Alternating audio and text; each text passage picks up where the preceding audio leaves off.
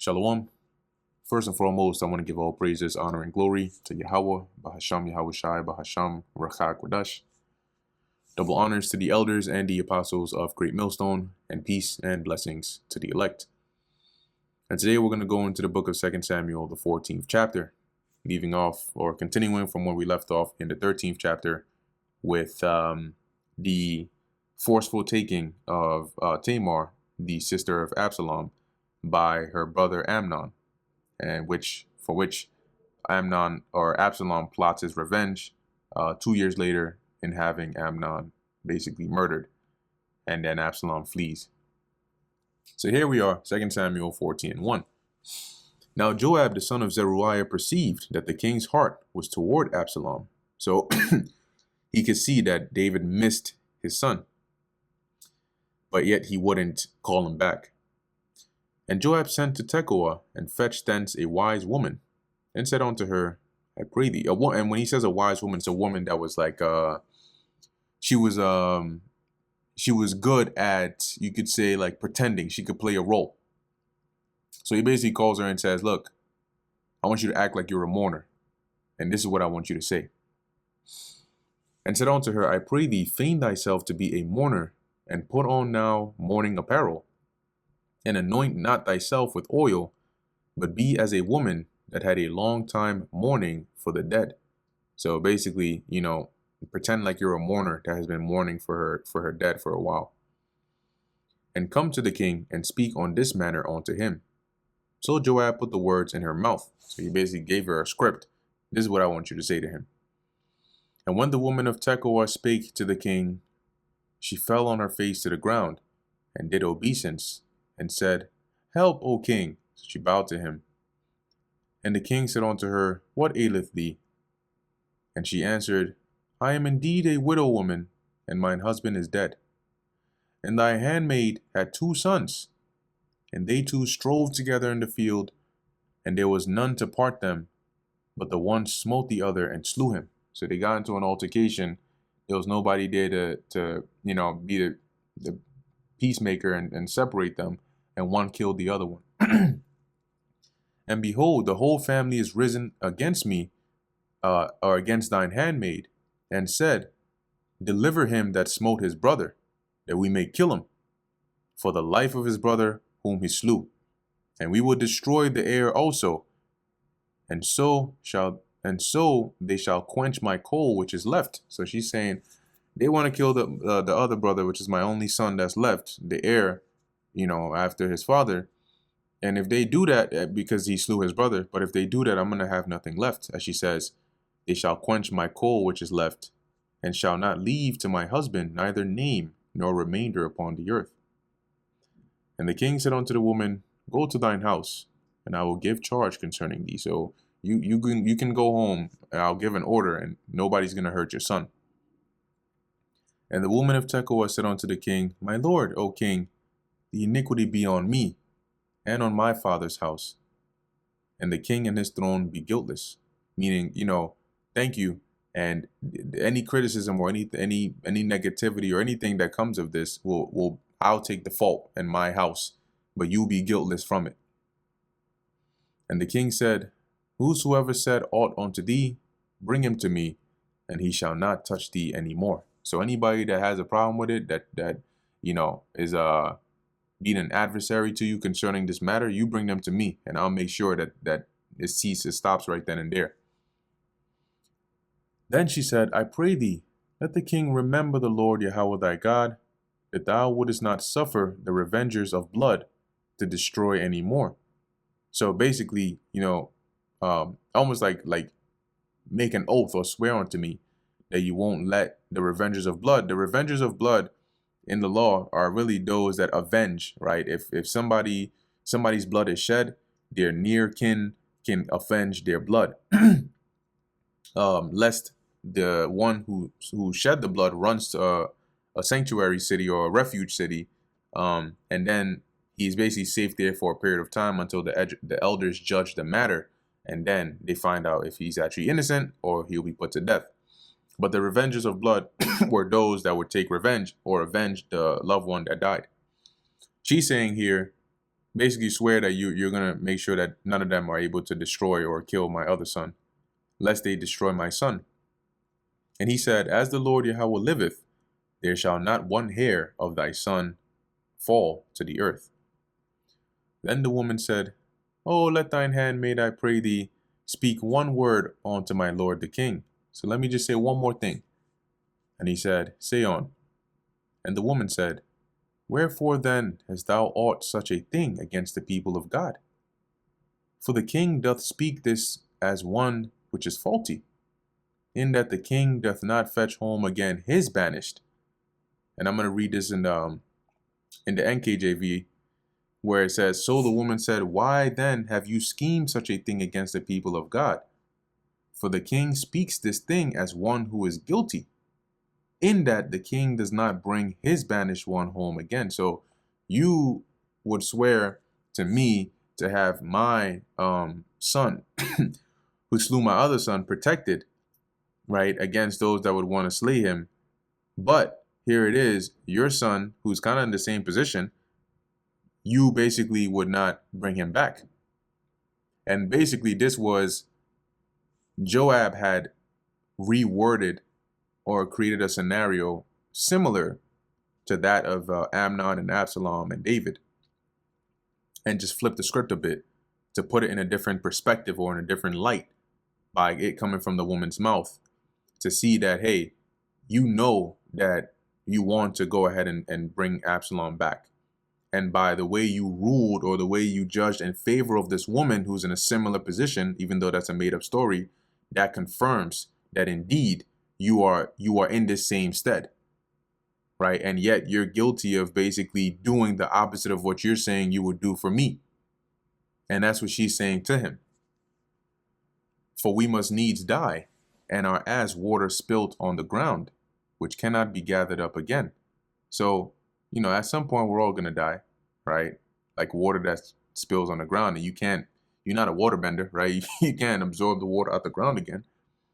Neither doth God respect any person, yet doth he devise means that his banished be not expelled from him. See? So yes, we die. Yes, we're not really brought back again in that sense, like how water is spilt. Once a life is gone, it's kind of gone.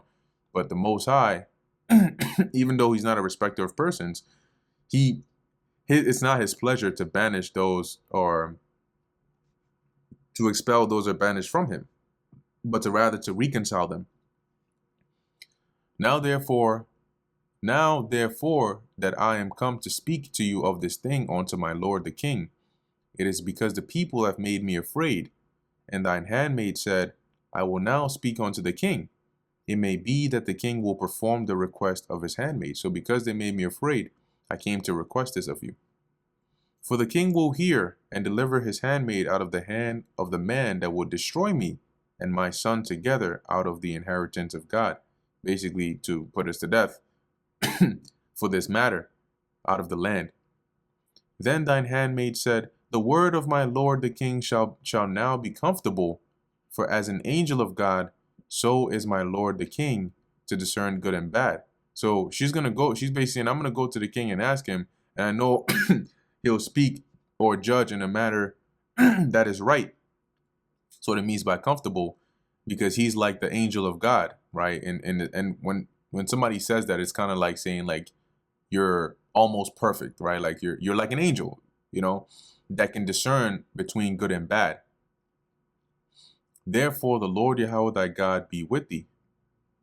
Then the king answered and said unto the woman, because now David perceived that, this is sounding a little bit more than just a situation that you're going through. So he asked her, hide not from me, I pray thee, the thing that I shall ask thee. So tell me the truth. And the woman said, Let my lord the king now speak. And the king said, Is not the hand of Joab with thee in all this? Isn't Joab behind this? I bet Joab put you up to this, didn't he? And the woman answered and said, As thy soul liveth, my lord the king, none can turn to the right hand or to the left from aught that my lord the king had spoken. Meaning, who can deny what you have just asked here? For thy servant Joab, meaning I can't lie to you. For thy servant Joab he bade me and put all these words in the mouth of thine handmaid. So yes, Joab did set me up and told me to say all these things. To fetch about this form of speech hath thy servant Joab done this thing. So he wanted you to basically confess this because he could sense that you wanted to see Absalom, but you wouldn't make the call to go and bring him back. So he basically wanted to have this situation happen to where it's almost like you confess this, that truly indeed you do want this to be the case. And then he can influence you to just, pardon Absalom and let him come back. Salakia if I keep saying Amnon. And my Lord is wise according to the wisdom of an angel of God to know all things that are in the earth. And the king said unto Joab, basically, let me read this in another translation as well, just for clarity. NLT, he did it to place the matter before you in a different light. But you are as wise as an angel of God, and you understand everything that happens among us. And the king said unto Joab, behold now, I have done this thing. Go therefore, bring the young man Absalom again. And Joab fell to the ground on his face, and bowed himself, and thanked the king. And Joab said, today thy servant knoweth that I have found grace in thy sight, my lord, O king, in that the king hath fulfilled the request of his servant. Now, it wasn't that Joab loved Absalom so much that he wanted this, but rather for David's sake is why he did this, because he could see that it was eating at him, it was bothering him. So Joab arose and went to Geshur and brought Absalom to Jerusalem. And the king said, let him turn to his own house, and let him not see my face. So don't bring him here, I don't want to see him. Let him go to his own house. So Absalom returned to his own house and saw not the king's face. But in all Israel there was none to be so much praised as Absalom for his beauty. From the sole of his foot even to the crown of his head, there was no blemish in him. So he had no scars, no scrapes, none of that. And when he polled his head, for it was at every year's end that he polled it, so whenever he cut his hair, which he did once a year, because the hair was heavy on him, therefore he polled it. So he had so much hair that he had to cut it at the end of every year because it was so much. And when he weighed the hair of his head at 200 shekels after the king's weight. So long story short, he had a lot of hair. And unto Absalom there were born 3 sons and 1 daughter, whose name was Tamar. She was a woman of a fair countenance. So he named his daughter after his sister. So Absalom dwelt 2 full years in Jerusalem and saw not the king's face. Then Absalom sent for Joab to have sent him to the king, but he would not come to him. So he called for Joab so he could send Joab to the king to inquire. But Joab didn't come. And when he sent again the second time, he would not come. Therefore he said unto his servants, see, Joab's field is near mine, and he hath barley there. Go and set it on fire. And Absalom's servants set the field on fire. So he went and set Joab's field on fire. That'll get his attention. Then Joab arose and came to Absalom unto his house, and said unto him, wherefore have thy servant set my field on fire? So why do you set my field on fire? And Absalom answered Joab, behold, I sent unto thee, saying, come hither, that I may send thee to the king, to say, wherefore am I come from Geshur? So why did you bring me here if you weren't going to see me? It had been good for me to have been there still. Now, therefore, let me see the king's face. So send him a message, tell him I want to see him, and I want to find out why did he bring me here? Because if he's not going to talk to me, then he might as well just let me stay over there. And if there be any iniquity in me, let him kill me. So I'll come before him and he can judge me himself. So Joab came to the king and told him. And when he had called for Absalom, he came to the king and bowed himself on his face to the ground before the king. And the king kissed Absalom. And that brings us to the end of 2 Samuel, the 14th chapter. Lord willing, this was edifying to the elect. In closing, I want to give all praises, honor, and glory to Yahweh, Bahasham Yahushai, Bahasham, Recha Kodash. Until next time, Shalom.